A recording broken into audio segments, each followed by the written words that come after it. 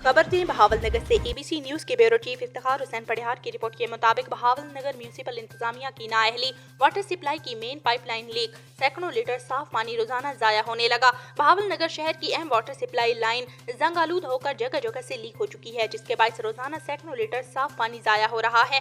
मकामी रहायशियों ने बारहा म्यूनिसिपल इंतजामिया को इस मसला से आगाह किया, लेकिन कोई अमली इकदाम नहीं उठाया गया। मकामी रहायशियों ने इंकशाफ किया कि वाटर ब्रांच के मामलात एक ऐसे सुपरवाइजर के स्पर्द हैं जो दरअसल पेशे के लिहाज से एक प्लम्बर और अपनी करप्शन के बाइस बदनाम है। शहरियों का कहना है कि ये शख्स नाअहली और बदउनवानी की वजह से शहर की वाटर सप्लाई का निज़ाम मुकम्मल तौर पर तबाह कर रहा है। अवामी समाजी हलकों ने आला हकाम से मुतालबा किया है कि न सिर्फ पाइपलाइन की फौरी मरम्मत की जाए, बल्कि इस करप्ट सुपरवाइजर को ओहदे से बरतरफ करके शफाफ तहकीकात की जाए और पानी जैसी कीमती नेमत को ज़ाया होने से बचाने के लिए फौरी इक़दाम किए।